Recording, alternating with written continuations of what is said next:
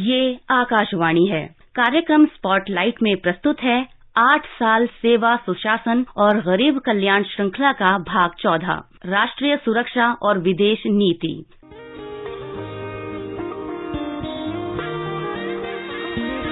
जन जन ने निर्णय लेकर भारत की सूरत बदली है। कदम कदम पे जनता मोदी जी के साथ चली है। 8 साल में हमने संभव को संभव कर डाला है। जब उगे सूरज का देखो पश्चिम में भी उजाला है। साथ गई अब दिन आएगा भी तो ये बस भोर है। विश्व पटल पर आज भारत एक सशक्त राष्ट्र के रूप में अपनी पहचान बना रहा है। प्रधानमंत्री नरेंद्र मोदी ने अपने मजबूत नेतृत्व से दुनिया में भारत की एक नई छवि उकेरी है। एक ऐसा भारत जो आत्मविश्वास से परिपूर्ण है और परोपकारी भी। एनडीए सरकार ने 8 वर्ष के शासन के दौरान तेजी से बदलती वैश्विक परिस्थितियों में देश विदेश में अपनी कुशल कूटनीति का परिचय दिया है। साथ ही इस सरकार ने घरेलू मोर्चे पर आतंकवाद और वामपंथी उग्रवाद में उल्लेखनीय कमी लाकर देश को सशक्त बनाया है। जम्मू कश्मीर से अनुच्छेद 370 और 35A हटाने के बाद डॉक्टर श्यामा प्रसाद मुखर्जी का एक राष्ट्र एक कानून, राष्ट्र का एक मुखिया और एक प्रतीक का संकल्प पूरा हो गया है। जम्मू कश्मीर से अनुच्छेद 370 हटने के बाद वहां सुशासन और सर्वांगीण विकास का युग शुरू हुआ। कुल 890 केंद्रीय कानून अब इस केंद्र शासित प्रदेश में लागू हो गए हैं। जम्मू कश्मीर में अब मानवाधिकार आयोग, महिला अधिकार आयोग और अनुसूचित जाति तथा अनुसूचित जनजाति अधिकार आयोग की स्थापना की गई है। प्रधानमंत्री नरेंद्र मोदी ने कहा है कि उन्होंने जम्मू कश्मीर के लोगों के हितों के लिए अनुच्छेद 370 समाप्त किया है। आर्टिकल 370 ने जम्मू कश्मीर और लद्दाख के लोगों को विकास से और समान अधिकारों से वंचित रखा था। इस स्थिति का लाभ आतंकवाद और अलगाववाद बढ़ाने वाली ताकतें उठा रही थी।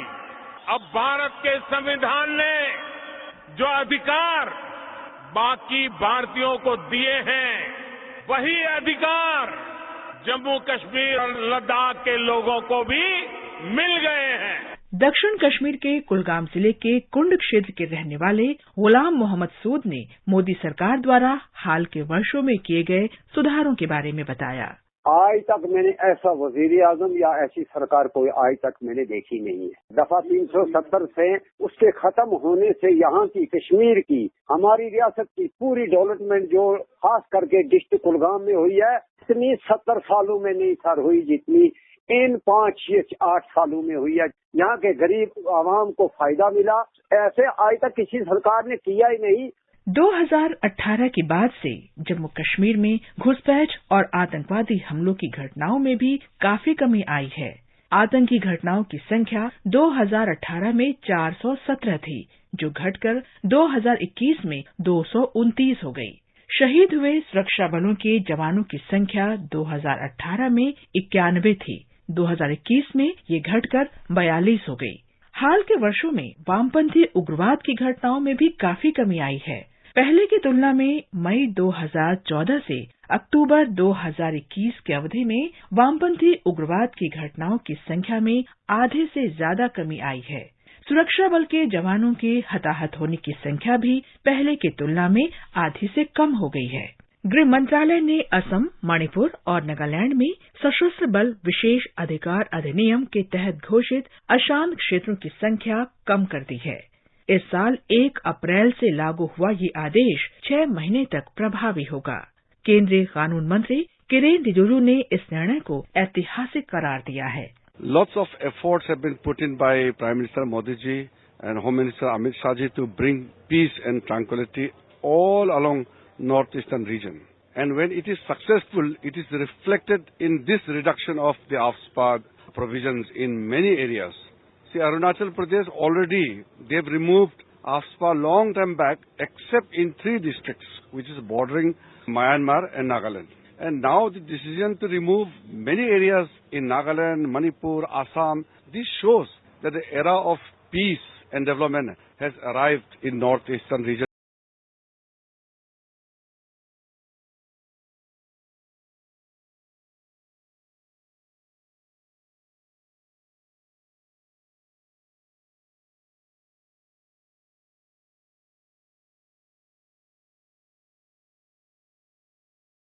सफलता की प्राथमिक शर्त होती हैं।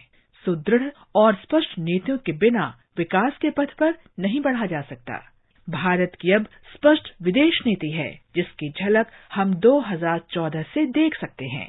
भारत की विदेश नीति का मुख्य और सबसे महत्वपूर्ण उद्देश्य अपने राष्ट्रीय हितों की सुरक्षा करना है। राष्ट्रीय हितों का दायरा काफी व्यापक है। इसमें क्षेत्रीय अखंडता की रक्षा के लिए सीमाओं को सुरक्षित करना, सीमा पार आतंकवाद का मुकाबला करना, क्षेत्रीय स्थिरता जैसे प्रमुख मुद्दे शामिल हैं। इस साल फरवरी में बजट सत्र के दौरान लोकसभा में प्रधानमंत्री नरेंद्र मोदी ने कहा था कि भारत को कोविड महामारी के बाद एक वैश्विक नेता के रूप में पहचाना जा रहा है। उन्होंने जोर देकर कहा था कि भारत को नई विश्व व्यवस्था में वैश्विक नेतृत्व की भूमिका निभानी चाहिए। एक ऐसा टर्निंग पॉइंट है कि हम लोग एक भारत के रूप में इस अवसर को गंवाना नहीं चाहिए। मेन टेबल पर भारत की आवाज भी बुलंद रहनी चाहिए। इसी नेतृत्व के कारण भारत विश्व की फार्मेसी के रूप में उभरा।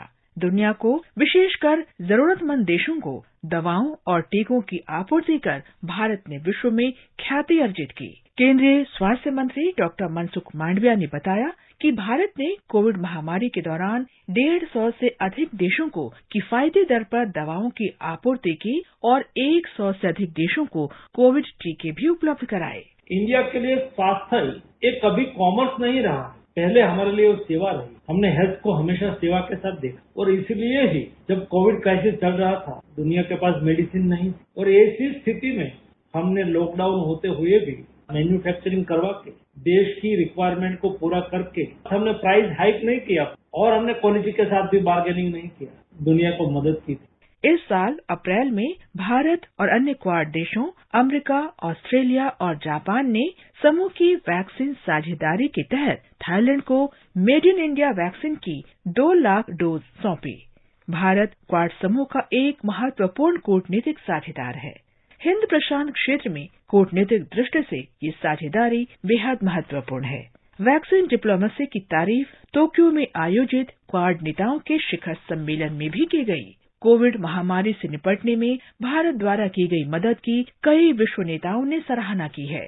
इनमें से एक हैं कनाडा के प्रधानमंत्री Justin Trudeau. Canada has secured 2 million doses of the Covishield vaccine through an agreement with Verity Pharmaceuticals and the Serum Institute of India. I want to express my appreciation for the support and partnership of the Indian government in fighting COVID-19 and helping secure these doses for Canadians. Covid महामारी के दौरान Vande Bharat mission ने 2,17,000 से अधिक उड़ानों में लगभग 1,83,00,000 फंसे भारतीयों को वापस लाने में मदद की। सरकार ने समय समय पर युद्ध प्रभावित देशों से भी अपने नागरिकों को सफलतापूर्वक निकालने की कार्रवाई की है। ऑपरेशन गंगा के तहत इस साल की शुरुआत में 22,500 से अधिक भारतीय यूक्रेन से सुरक्षित वापस लाए गए। ऑपरेशन राहत के तहत 2015 में 4,700 से अधिक भारतीयों को यमन से सुरक्षित स्वदेश लाया गया।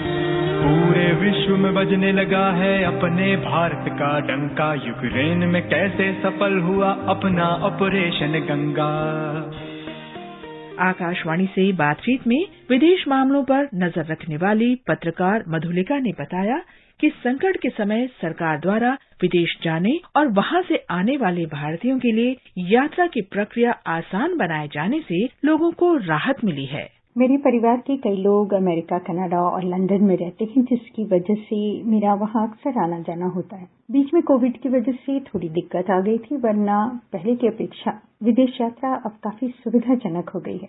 पहले पासपोर्ट बनवाने की प्रक्रिया भी जटिल थी, पर आज के समय पूरी तरह से ऑनलाइन हो चुकी है, जिससे काफी आसानी होती है। किसी बाहरी देश की नागरिकता ले चुके भारतीय मूल के लोगों को OCI यानी कि overseas citizen of India card उपलब्ध कराने में वहां के भारतीय दूतावास भी भी काफी मदद करते हैं। यह कार्ड मिलने के बाद भारत आने के लिए वीजा लेने की जरूरत नहीं होती।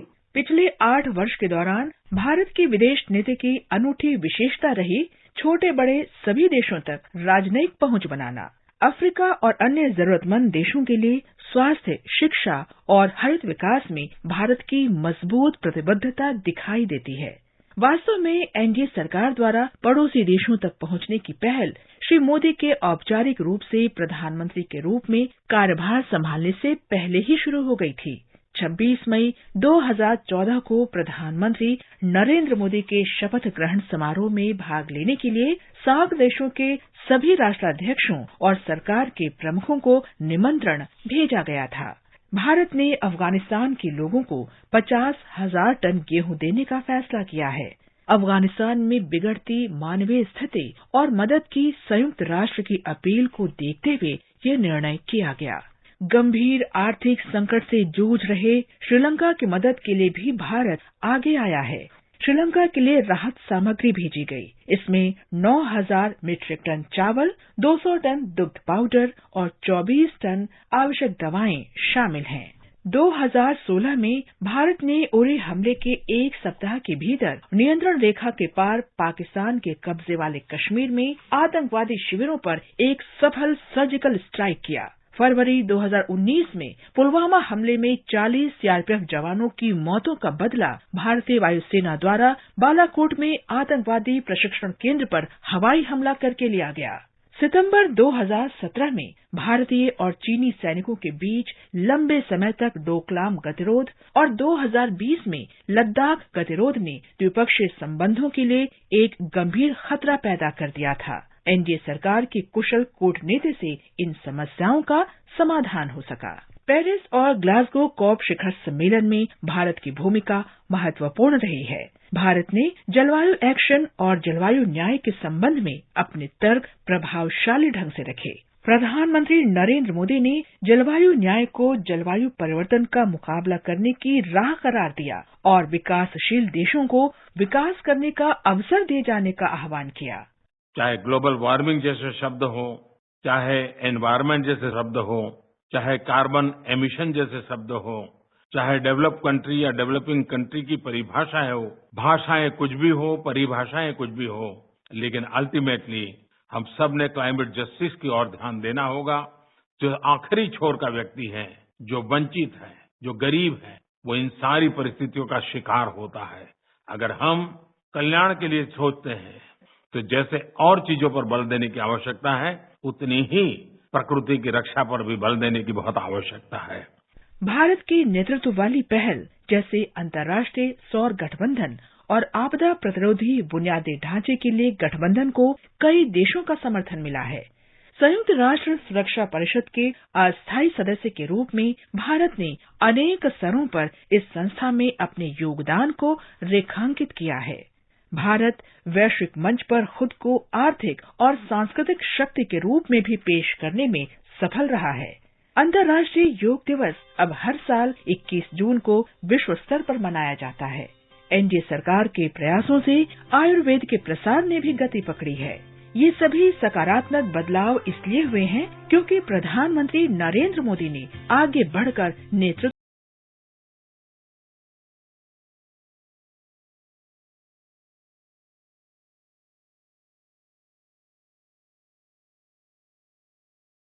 एक ध्रुवीकृत दुनिया में भारत ने अपनी स्वतंत्र पहचान बनाई है। भारत को अब एक शक्तिशाली राष्ट्र के रूप में देखा जा रहा है। वो दिन दूर नहीं जब भारत वैश्विक नेतृत्व की भूमिका निभाएगा। ये भारत का नया दौर है, ये भारत का नया दौर है, ये भारत का नया दौर है, ये भारत का नया दौर है।